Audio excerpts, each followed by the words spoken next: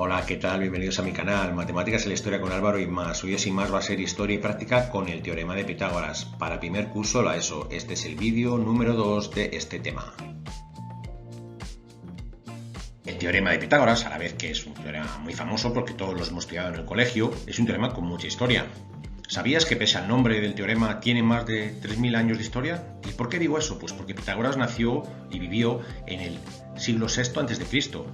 Esos son muchos años de historia antes de ese acontecimiento, desde el nacimiento y vida de Pitágoras.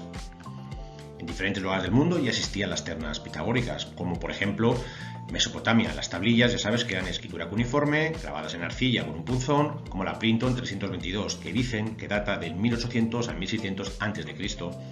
O bien, en Egipto, que desde el 3150 hasta el 600-700 a.C., cuando Grecia pasó a ser el centro de desarrollo cultural, en ejemplos como el papiro del Rin, que data del 1650 a.C., ya aparece esta serie de ternas pitagóricas. Este papiro de Rin o papiro de James se considera que es la principal fuente de información sobre las matemáticas del antiguo Egipto. En él aparece el llamado triángulo egipcio, de lados 3, 4 y 5, muy presente en la construcción de pirámides, pues era usado para trazar líneas perpendiculares al construirlas y en sus planos. En la India, entre los siglos VIII y II a.C., usaban cálculos con este contenido en la construcción de templos y de altares. Luego en China, en épocas posteriores a la vida del gran Pitágoras, hay contenidos matemáticos en la resolución de problemas donde aparece este teorema. Pitágoras y o sus discípulos establecieron este teorema general que para cualquier triángulo rectángulo la hipotenusa al cuadrado es igual a la suma de los cuadrados de los dos catetos. Si bien esto pasa a la historia, como el teorema de Pitágoras, no hay pruebas documentales de que esto realmente lo hicieran ellos. No hay base, escrita. Y esto aconteció alrededor del siglo VI a.C., como te he dicho, porque es cuando Pitágoras vivió. Y aquí, a la hora de practicar el teorema de Pitágoras, te voy a mostrar un ejercicio que es un poco más largo que los que van a seguirle a continuación, pero que me parece relevante y interesante que lo conozcas. Este ejercicio dice así, su enunciado.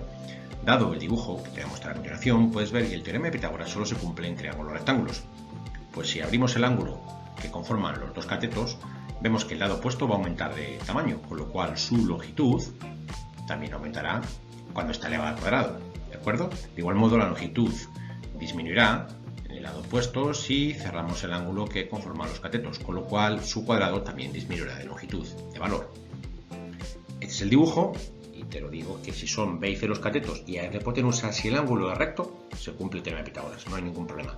Si el ángulo que forman los catetos es obtuso, es decir, es mayor de 90 grados, el triángulo se llama obtusángulo y en él se va a satisfacer lo siguiente, que la hipotenusa al cuadrado es mayor que los cuadrados de los dos catetos.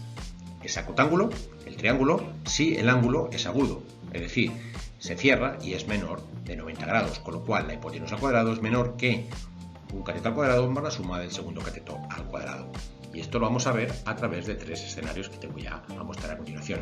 El primero de los escenarios es una hipotenusa de 26 centímetros y luego catetos de 24 y 10 centímetros respectivamente. Como 26 al cuadrado es 636, 576 es el cuadrado de 24 y 100 es el cuadrado de 10, se va a satisfacer el teorema de Pitágoras, con lo cual estamos ante un triángulo rectángulo, porque 676 es lo mismo que 576 más 100. Un segundo escenario me dice que la hipotenusa es 20 y los catetos son 17 y 19 respectivamente. Hago los cuadrados de cada uno de estos lados del triángulo y me queda que 400 es 20 al cuadrado, 289 es 17 al cuadrado y 361 es 19 al cuadrado. Vemos que 400 es menor que la suma de 289 y 361, es decir, estamos ante un triángulo acutángulo porque hemos cerrado el ángulo que forman los dos catetos. Y después de este triángulo acutángulo vamos a un siguiente caso que es una hipotenusa de 17 centímetros y dos catetos de 6 y 14 centímetros respectivamente. Calculo los cuadrados de cada uno de los lados y me queda que 17 al cuadrado es 289. 36 es lo mismo que 6 al cuadrado y 196 es lo mismo que 14 al cuadrado. 36 más 196 son menores que 289, con lo cual estamos ante un triángulo obtusángulo, es decir, el ángulo que forman los catetos es obtuso, es decir, es más de 90 grados. Y vamos con el ejercicio número 2 de este vídeo, que dice así lo siguiente, su enunciado. Calcula la altura que puedo alcanzar con una escalera de 6 metros de longitud si para que no se escurra tengo que apoyarla en una pared y como máximo a una distancia de 1 metro de la misma. Este sería el dibujo. Y como ves, aquí ya podemos aplicar el teorema de Pitágoras porque ya estamos viendo un triángulo rectángulo, ¿no? Tenemos un cateto, que es la base, de 1 metro, del triángulo rectángulo, el cateto adyacente, y la hipotenusa, que es la escalera de 6 metros. Con lo cual, usando la fórmula de Pitágoras, h al cuadrado es el cateto opuesto, o su cuadrado mejor dicho, y tenemos que 6 al cuadrado, que es la hipotenusa, es igual al cateto opuesto al cuadrado más el cateto adyacente al cuadrado, que es 1, despejo h cuadrado de ahí y me queda que h cuadrado es 35. Con lo cual hago la raíz cuadrada, tomo obviamente la positiva y me queda que h, en este caso la altura que dejar la escalera es 5,9 metros. Seguimos practicando el teorema de Pitágoras, en este caso el ejercicio número 3, y me dicen que, dado el trapecio y sóstenes de la figura, calcule su área. ¿Cómo puedo usar el teorema de Pitágoras para tener ayuda a la hora de realizar este cometido que me han encargado? Bien, pues muy sencillo. Cojo esta segunda figura y trazo una vertical de color verde en los lados del trapecio y voy a conformar dos triángulos rectángulos. Si observo, al restar las bases de 55 y 37 centímetros me va a dar una diferencia de 18 centímetros que se reparte entre los dos triángulos que son iguales e idénticos a cada lado del trapecio, con lo cual 18 partido por 2 me da dos triángulos con base en 9 centímetros. Con lo cual, usando el teorema de Pitágoras, podemos sacar la altura, que es la línea vertical verde. ¿Por qué? Porque tenemos el cateto adyacente, que es el de 9 centímetros, tenemos la hipotenusa, que es 14 centímetros, con lo cual el cateto opuesto lo podemos sacar aplicando la fórmula del teorema de Pitágoras, con lo que ese cateto opuesto es h cuadrado y es igual a 14 al cuadrado menos 9 al cuadrado. Con lo cual este cateto opuesto o altura me queda que es igual a h igual a raíz cuadrada de 115, que no es ni más ni menos que 10,7 centímetros. Posteriormente sabemos que la fórmula del área del trapecio es paréntesis, base mayor más base menor, se cierra paréntesis por la altura partido todo por 2. Al operar me va a dar un área de 492,2 centímetros cuadrados. A continuación te muestro la que sería mi representación gráfica favorita del teorema de Pitágoras.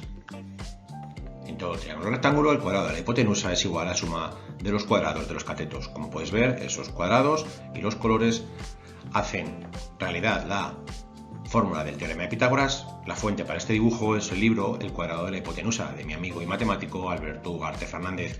El código ISBN, para poder adquirirlo, lo tienes ahí en pantalla. Y es un libro que trata del teorema de Pitágoras visto de diferentes maneras, problemas a lo largo de los siglos, y es muy interesante porque es didáctico y enriquecedor para una clase de matemáticas. Si te ha interesado, suscríbete a mi canal Matemáticas en la Historia con Álvaro en YouTube, bien con este código QR o bien con el icono que aparece en la parte inferior de la pantalla para suscribirse en YouTube. También puedes seguir disfrutando y aprendiendo a través de mi web de matemáticas didácticas, Matemáticas para Carlota. Ahí tienes el enlace para acceder. También puedes conseguirlo a través de mi canal de YouTube o bien a través de este código QR que te muestro en pantalla. Muchísimas gracias por tu tiempo y tu atención. Hasta muy pronto. Adiós.